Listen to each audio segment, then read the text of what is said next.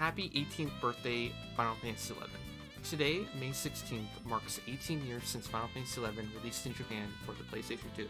Despite the closure of its PS2 and Xbox 360 servers back in 2016, its developers still nourish a healthy PC community with consistent updates and events outlasting so many other MMORPG games that came and waned from relevance. Even after all this time, being exposed to more modern iterations of the game or of the genre with technological and design advancements, I've been unable to shake Final Fantasy XI from my mind for, well, about 18 years now. Something about Final Fantasy XI stuck with me, glued into my brain with a strong nostalgia for when MMORPGs prioritized players over loot. But those times haven't been lost. You can still experience Final Fantasy XI for yourself right now, and it's showing no signs of slowing down. If anything, its world of Vana'diel is getting more populated in 2020, which is completely true. It's cool that they're actually capturing the hype around the game finally. You don't really get that in these articles. I like this guy. I like the author already. To celebrate, I got a hold of Fujito and Matsui to ask them some questions about 11's currently thriving landscape, how they have managed to maintain it after all these years, and what they've got planned for the future. I was about 14 years old when I first played Final Fantasy XI. I remember convincing my mom to use her debit card for this online game, a foreign idea back then. Those were different times, but with a whole new generation of potential Vana'diel's residents up and coming. Are you planning any efforts to bring in new people? How do you balance that with keeping your current player base happy? Fujito. I hope it is safe to assume you are asking about our initiatives for new player acquisition. Final Fantasy XI runs on a fairly old system, and because that system itself makes up the core of the game, we are unable to make significant changes to it. This means we need something else to keep new players engaged so they continue to play. He's mainly talking about, like, you know, they can't really upgrade the graphics like crazy like 14 can, so they have to rely on, like, you know, gameplay. One of these, or I guess content too, one of these is Deeds of Heroism, rewards that you can earn through the monthly Records of Eminence. Some of the rewards you can obtain include materials needed to catch up players ahead of you or tokens you can exchange for gear. Currently, we have very few guides within the game, and we are considering what systems we can put in place in order to help counteract this current shortcoming. This will need to be useful for returning players as well, and we'd love to get opinions for our most experienced adventurers if possible. Yeah, I think we talked about this before. It's like, I don't know. You remember my idea for, like, the mentor?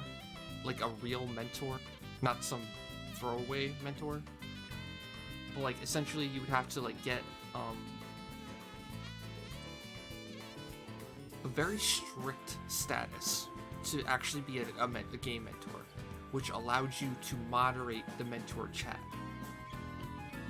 So I guess my basic idea would be there would be a Unity Concord like chat system for newer players to ask questions and get helpful information from veterans. But the problem is right now is that type of chat would be flooded with RMT that would be trying to prey and poach the new players to buy guild.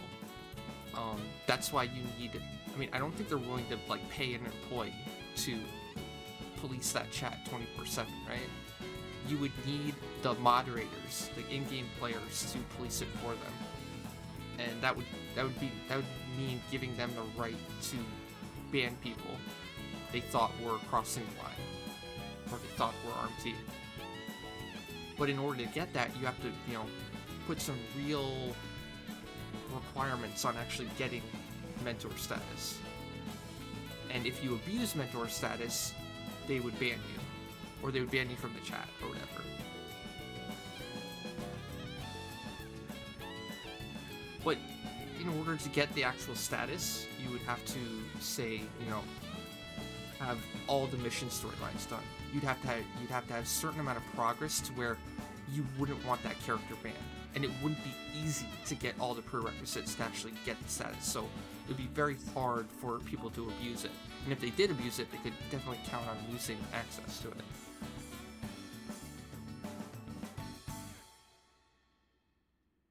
Yeah, I'm not really. Yeah, I might clip stuff later. This is just me just doing Twitch stuff now. I was gonna do that YouTube thing, but I realized no, I'm not good at that. But I might clip some of this later for YouTube.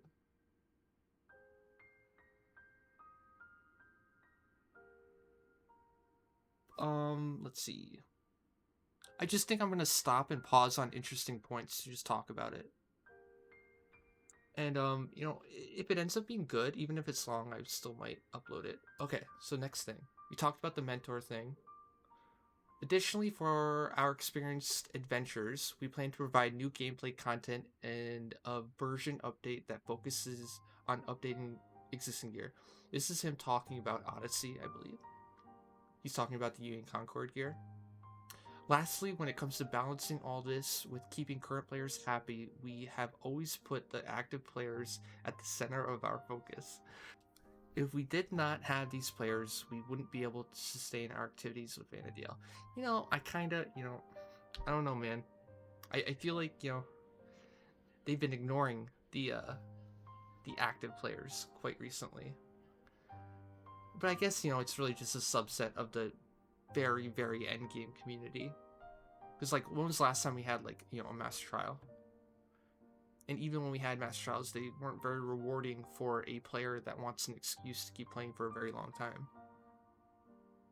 I would say this game has brought in a ton of new players, a ton of players that are returning, but it's lost a ton of its end game community. There's a lot. I mean, I think those players will come back like the instant they add new content. But like I would say, the demographic that suffered the most, that's lost the most players instead of gained players, is probably the end game community. Okay, so now Matsui responds with, as Final Fantasy XI has been in operation for such a long time, we feel we must avoid anything that would break the existing community. We do tend to put active players first, but our general direction when welcoming new players is to look to people who enjoy video games or fans of Final Fantasy and encourage them to try it out. We would especially emphasize the massive amount of content available and one of the best stories of Final Fantasy franchise. Another selling point is that while this is an MMORPG, we can also play solo at your... Dude, I feel like Matsuya's been watching the stream. These are my talking points. These are my talking points that I go over all the time. So, like, Matsui, if you're out there, good for you. I'm glad you're stealing my talking points. This is what I meant, like, I thought they were, finally talked to someone in PR, and they finally nailed down some good talking points to hype the game. Time to find his Twitch name. Maybe that's the guy that gave us the hint for the Odin. Remember when they released Odin, the High Tier Battlefield, and the mysterious JP came into chat and told us about the defense gimmick, which led to us winning? Yeah, that could be Matsui. How do you maintain player retention and interest in progression without the usual loot boxes and other modern reward systems? People tend to get the wrong impression, but I believe that fundamentally there are no games that solely survive on simply having players purchase loot boxes. In any game, developers would still try to get the player to complete objectives in-game using the items obtained through loot boxes.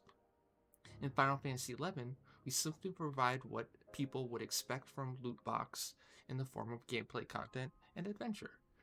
At the same time, we continue to expand the areas in which players can try out or utilize what they obtain. That's really true. It's a game that gives you the loot box experience without the loot boxes, i.e. a good game.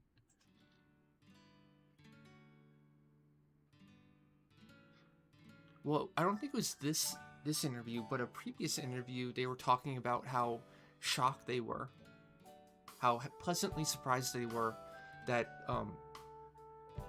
people were streaming 11 a ton. And I just assumed they were talking about, the JP platforms to stream. which I actually have no idea how popular those are. Maybe they're really, really popping off. I mean, 11 on Twitch has certainly been popping off, for sure, more than ever. Let's see. Matsui responds with, I am very familiar with the power of loot box. In Japan, we call it gacha, in terms of being able to monetize instantaneously.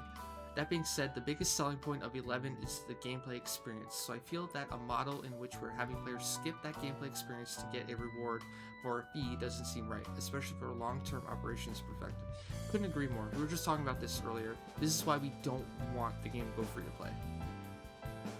The second this game goes free to play, it dies, and I'm so happy that he realizes that, because it would have been so easy for them to turn this game into free to play, and then it would have died very shortly after. It's a very short-term, very short-term idea that would not pan out for the future of the game. And that pretty much seems to be his mindset. I think one of the reasons why we've been able to continue operating Final Fantasy XI until now is because we didn't entice people to spend excessively in-game. That's why I still respect Square Enix and the 11 team to this day. Because they didn't. They could have. They definitely could have. I mean, I want to give them more money. Like, I want to buy more Mog wardrobes, but they won't give it to me.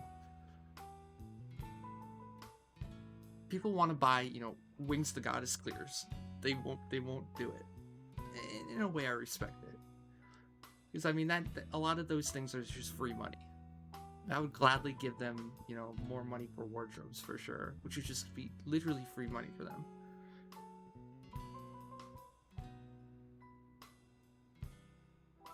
Hey Vala, how's it going? We're just reading through the Q&A. Final Fantasy XI's slower game speed sticks out in today's fast-paced world. What are some advantages of working with a slower-paced battle system? As an MMORPG, Final Fantasy XI is a game where you will be playing with a number of other players fighting strategic battles, and it was designed around the premise that text-based chat was a must to be successful. This applies even to instances in battle where players may want to communicate via text to some extent. Yeah, I was a text player for the longest time, honestly. Kinda still am. Recently, there has been an increase in the number of solo players who utilize the trust system, as well as more experienced players in general. And so there are cases where the group simply understands their role and can play without having to type much. Yeah, exactly. I think that is what is causing more players to feel that the battle speed feels a bit slow. Unless you multi-box, then you think it's way too quick. In addition, many modern titles assume the availability of voice chat, so I believe that difference in environment plays a big part as well. Natsu. It is true that MMO or other online games that come after Final Fantasy XI have a much faster tempo when it comes to battle. Outside of battle, we can also see a difference in pace at which the player character advances in level, or how much time is spent in a single area. They all seem to progress more quickly as a whole. On top of that, the monetization model of the game influences the design as well. The Final Fantasy series adopted the active time battle system from early on, and while it might seem a bit busier than a typical turn-based RPG, I believe many longtime fans find enjoyment in strategizing which commands to choose depending on their situation. In addition, because the support job system, there are many types of magic and commands you can utilize, which is very characteristic of this game. I feel that in a world of modern games with fast-paced gameplay and progression, Final Fantasy XI stands out as an alternative even more. See, I don't know. There are some aspects of the game that are definitely still slow-paced, but with the addition of the, easier to get capped haste, you can get capped haste from Trust now. That's how common it is. With that amount of haste, the game just feels like way more fast-paced. But I will agree there's more time to strategize, for sure, in most fights. Well, think about the game without add-ons too. Think about the menu interactions playing this game vanilla. Also, it's so slow. The spending time like mashing enter through cutscenes too. I definitely see what they mean.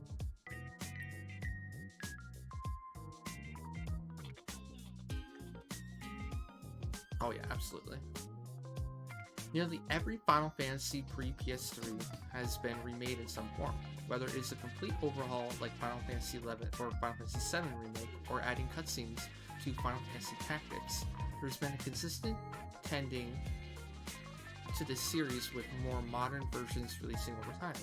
Is there a desire to remaster the game moving forward, or is Final Fantasy XI Mobile intended to play that part, assuming it's still in development? Ooh, sneaky question there. Final Fantasy XI was the first mainline Final Fantasy title that was an online game. New installments for Final Fantasy XI came in the form of expansion packs. Similar to the standalone title, which created an expanding and extremely vast world and story when compared to other Final Fantasy games. If you consider the volume of content within Final Fantasy XI, you can imagine how much would go into the remake and the risk involved. See, I completely understand that. Like, the game is just so freaking big. How are they supposed to remake all of that? Think about all, like, with the money and resources it would take to remake all of 11, they could just make a brand new game on a different console. They could just make an expansion, like a complete new expansion pack, or several new expansion packs. Like, what would you rather have? The entire old version of the game in PS4 graphics, or a brand new expansion pack? I guess it depends. I guess a more modern player would rather have the game in HD. Someone who's never played the game would rather have the game on like PS4. While modern players, or while current players that are playing the game right now, that love the game now, would rather have the expansion pack. There's also the question whether a modernized Final Fantasy XI still be in the form of an MMORPG. I'm sure many players would say no. This is just my personal opinion, but I'm sure if people got their hands on an offline version of 11, players would feel that something is off with the game. This is because about 80% of Final Fantasy XI is comprised of player interaction. Where did they get that number from, I wonder, though? Where does that 80% number come from? I mean, I guess me interacting with my mules counts as player interaction, so I guess maybe?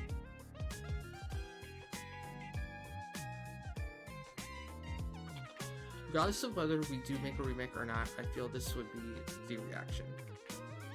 I think what makes Final Fantasy XI different from other mainline Final Fantasy games is the fact that it is an MMORPG, and I don't think a simple remake would be possible.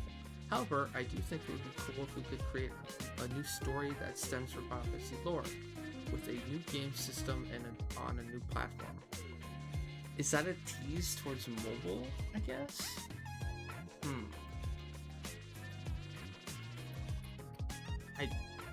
Either that was a tease at mobile, or they just completely ignored the mobile question, right? You tried to sneak in the mobile question right here at the end, but I think they just completely ignored him. As Final Fantasy XI turns 18 this year, and we move even further away from the pre-World of Warcraft style of MMORPG gameplay, what are you doing moving forward in order to maintain Final Fantasy XI's identity within the series and genre? Are there certain pillars of design you've strictly adhered to and throughout the years? You know, I gotta give this guy props. These questions are extremely good. This is interesting shit that's really good questions that I really want to understand and like get into the devs' brains, you know, get behind the inner workings of why they do what they do. And I feel like all the other Q&As kind of like missed that point entirely. They just kept asking like, are you gonna make a classic server, bro? Why aren't you making a classic server? Which is good. Okay, so answer, Fujito. While this may be quite different way of thinking for a game design perspective, the fundamental concept behind 11 has consistently been about taking the time to win. See, he gets it. I don't understand what happened that made them like, are they speaking like, from the heart now? Are they speaking bluntly now? It always felt like in previous interviews their answers were like pre-prepared and like, I don't know, and fake in a way. But now it seems like they're actually, you know, answering for real.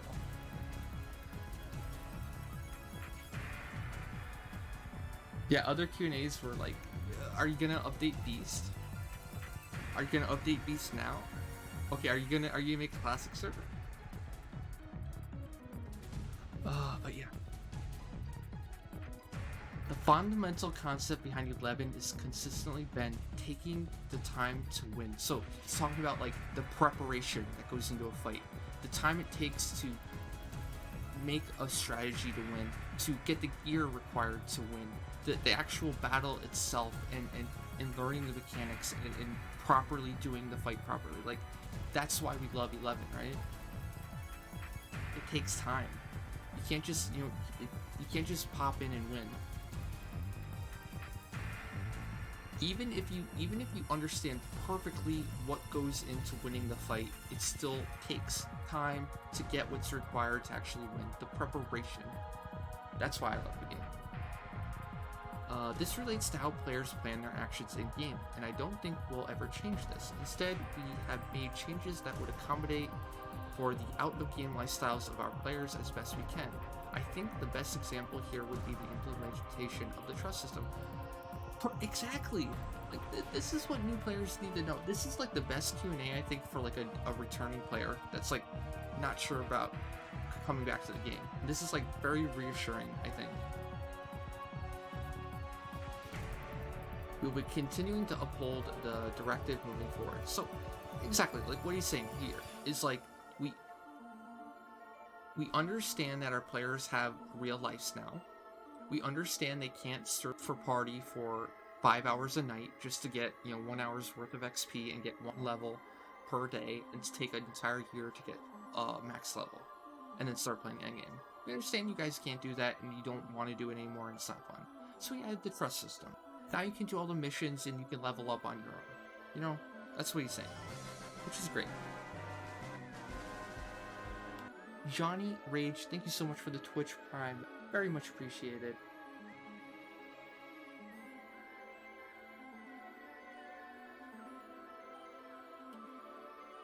But I mean, you have to give credit where credit's due. I mean, they have done a great job making the quality of life adjustments compared to where the game was at before. So props to them for that. I'm glad they are going to keep doing it in the future. Matsui. If the only MMORPG being developed and run by Square Enix was 11, then we may have been able to attempt a major system overhaul to match modern trends. A battle system that places heavy emphasis on experimental aspects surely had its pros, but we can't deny the fact that it was only made possible due to the trade-offs made within the game. I believe that there is no need to shove too many different gameplay experiences in a single game. With that in mind, because 14 is still in operation, 11 can be an MMO that allows for players to enjoy a story. He is definitely stealing. He's definitely watching the stream. I'm convinced. This is why I say it all the time too. I think it's so cool that 14 and 11 can exist side by side, two totally different types of MMORPGs, and people can go back and forth between the high-paced action and raid system of 14, and then when that content dries up, they can come right back to 11 and then play the slower-paced, like older school MMO grind of 11. Like, it's perfect. It's such a smart business idea for Square Enix in general. I think they touch on this for later about combining the subs, but I think they deflected, actually. Ooh, here we go. We're coming up to super hype comment here. MMOs by nature are fueled by time investment. With 18th anniversary, there's a lot of time committed to Vana'diel by those who still inhabit it. Outside of daily activities and quests, is there any content plan that could expand Vana'diel experience through world building and story instead of repeatable objectives? See, this is another amazing question. He's basically saying, like, dude, we're sick of fucking doing Lilith over and over again. We're sick of doing um, Ambu over and over again. Can you please make, a world building content? It deeply pains us to be unable to bring new adventures in the form of a full expansion pack. Notice how he says full? He doesn't say expansion pack, he just says full. So this could mean a lot of things. This could mean, we could be getting expansion packs similar to Rhapsodies of Vana'diel, which was also not a full expansion pack, but it was an extremely good expansion pack. I would say Rhapsodies of Vana'diel was a better release and a better expansion pack than Seekers was, and Seekers was a quote-unquote full expansion pack. So, if it means we're getting another Rhapsodies or an Abyssy expansion pack, I'd be totally okay with that. While it may not be as epic, we do plan to provide a new content arc in some way, shape, or form. This is huge. This is huge. Is this not huge? New content arc in some shape or form, confirmed. We're not getting a full expansion pack, but they were very careful in saying full. They didn't just say expansion pack. They didn't rule out expansion pack. They only ruled out full expansion pack.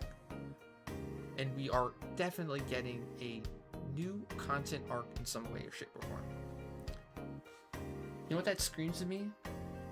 That screams Abyssy version 2 to me. That's what I think is coming.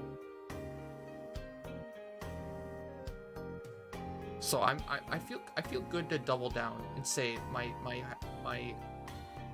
hypothesis for the future is that they are going to release all of Odyssey first, and then shortly after Odyssey they're going to announce Abyssy version 2 that will release Empyrean Plus 3. That's what I think they're going to do. I am also discussing with the person in charge of in-game jobs to be able to respond to our team's desire to reach an even higher level when it comes to jobs. What? How did I miss this? I guess I was so hyped by new content arc, I completely missed this. Holy fuck. I am also discussing with the person in charge of in-game jobs to be able to respond to our team's desire to reach an even higher level when it comes to jobs. What's he talking about? Is he talking about like a new level? Like level 120? Or is he talking about like new advanced jobs? Higher level when it comes to jobs. Maybe chemist? Is this a tease towards chemist? Is this a tease towards new advanced jobs? Maybe, dude, if Matsui really is listening to my stream, he could be talking about my job, my new advanced jobs idea, where they take the current like samurai and they upgrade samurai into Moni Fufi, whatever it's called in Dynamics Divergence. They upgrade warrior into cleaver. They upgrade Dark Knight into what's it called? What's it called in Dynamics? Reaper? Dark Knight becomes a Reaper. Dancer becomes Twirler. Blue Mage becomes, Manipulator for Puppet, yeah. Exactly. Dude, this is huge. It would have been amazing to have the opportunity to create an expansion pack. However, we are doing what we can with the time at this time and continue greater content updates. We plan to add story elements too. So more story, even higher level when it comes to jobs, whatever that means, and new content arc in some way, shape, or form. This was loaded. These two answers were fucking loaded. Okay, I think we have to move on.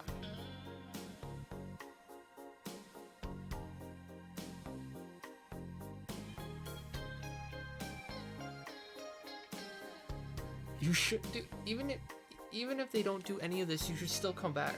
There's so much to do in 11. Just go back to 14 when they release the new raids, and then play 11 after. It's such a good like symbiosis. When was the last time you played?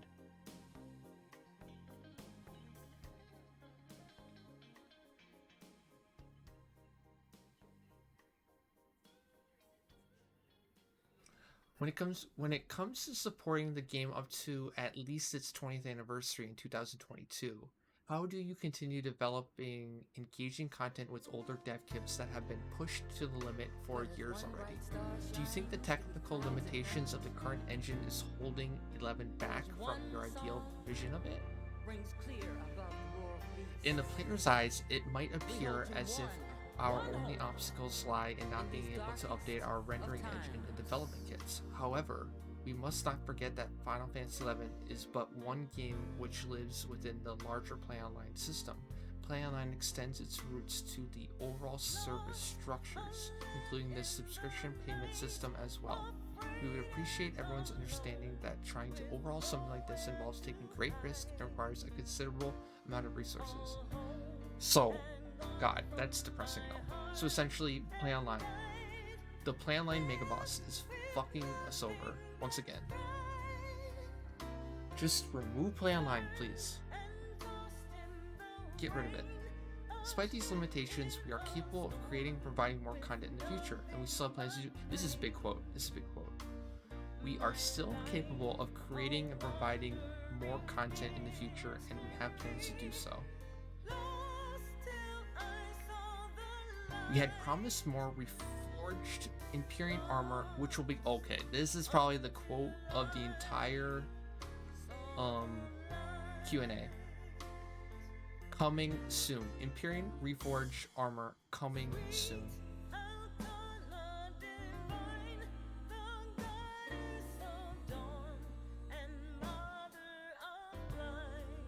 Please look forward to it. We had to structure a means to bitpack content transmitted over the network in order to reduce the overall amount of data being transmitted. That meant we had to limit the caps on whatever in-game element we were looking at, which proved to be an obstacle that caused us to struggle with expanding the game. Elements such as player level affected way too many other things, and so that is why we weren't able to raise the cap. I don't believe those restrictions would necessarily be bad, although this may not be directly related to MMORPGs around the time that it was launched. The overall size of the game media became much larger, and human resources became the most difficult element to handle in game development. Until then, memory or CPU processing power was most important. That being said, we don't have an unlimited amount of memory, and so I don't doubt that the limitations on physical media did contribute majorly to the production of the game, in terms of not putting in unnecessary human resources. What? Is he talking about like hard drive space versus CPU and memory? I don't know. This kind of confused me.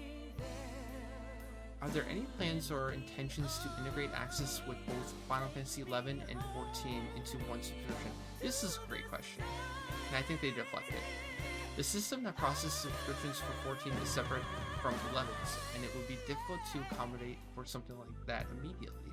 We did share with the 14 team the interest that there seems to be from 11 players to have this type of dual subscription though.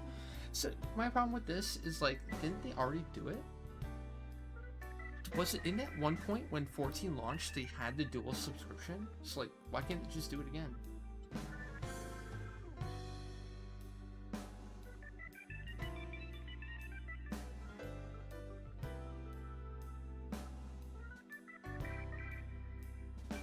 It sounds like you haven't played in a long time, by the way.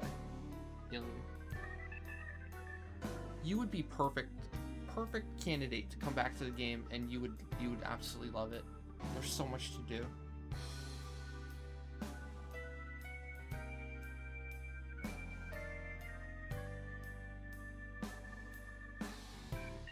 As long as you can get over the sub fee, which is really nothing for the amount of content you're gonna get, it's definitely worth a try. Absolutely.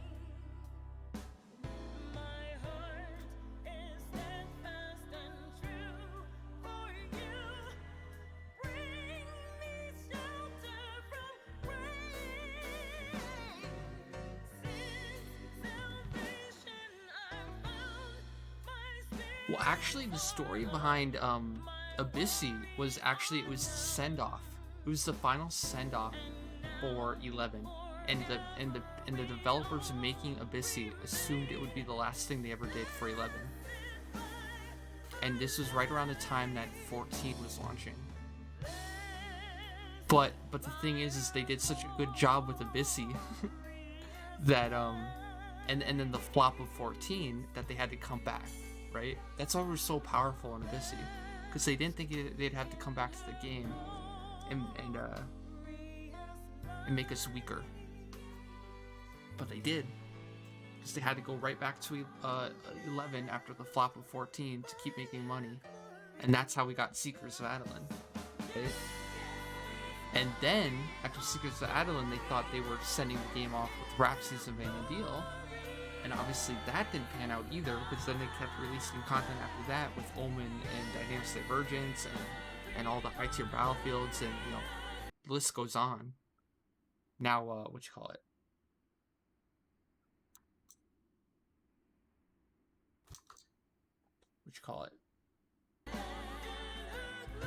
Odyssey and Reforged. Okay, have you noticed an increase in concurrent players since the world's general isolation in 2020? Yes, we're seeing an increase in the number of players across all world servers. Many of us are forced to limit how often we go outside and might even need to self-quarantine, so I'm sure means of entertainment for almost everyone has been limited. If people are choosing 11 even amidst these circumstances, it makes me happy to think we are helping with the situation in some way. With the temporary closing of phone and chat support, canceling of the fan gathering in PAX East, how has COVID-19 affected Final Fantasy's content development? Yeah, this has been a real bummer. I think they were trying to add and announce a lot of things, but because of COVID, they had to delay everything since it started. Our patch update for May was directly impacted by COVID-19. For that update, we had to limit the content to only the most critical and important content. Currently, it is looking like we might have an idea on the length of the current work from home situation in the near future. So we will continue to provide future version updates while adjusting our schedule as necessary to work with these parameters. Is there any timeline that we can expect to hear more about Final Fantasy XI's fate moving forward, or should fans not get their hopes up for any big announcements in the near future? We have been preparing, okay, this is a big quote too. We have been preparing for opportunities to announce upcoming milestones for 11, as well as some of the new initiatives we are planning for, leading up to the 20th anniversary. Unfortunately, due to the COVID-19 situation, many of them are now postponed. We are currently regrouping to figure out how we'll go about making our announcement, so please be on the lookout for any updates from us in the near future. This is pretty big. This is them basically saying, like, we want to announce all the shit we have planned, but, you know, because of COVID, we haven't been able to. So even just that, like, I think we should be hyped for what they're about to announce. Like, I think some big news is coming.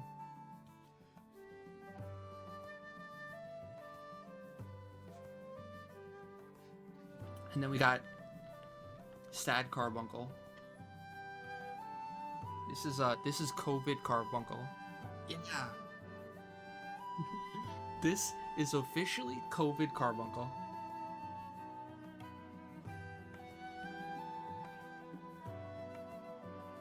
Yeah. Carbuncle's sad because he has COVID. Gainix Feedner Carbuncle. Well, maybe that's why.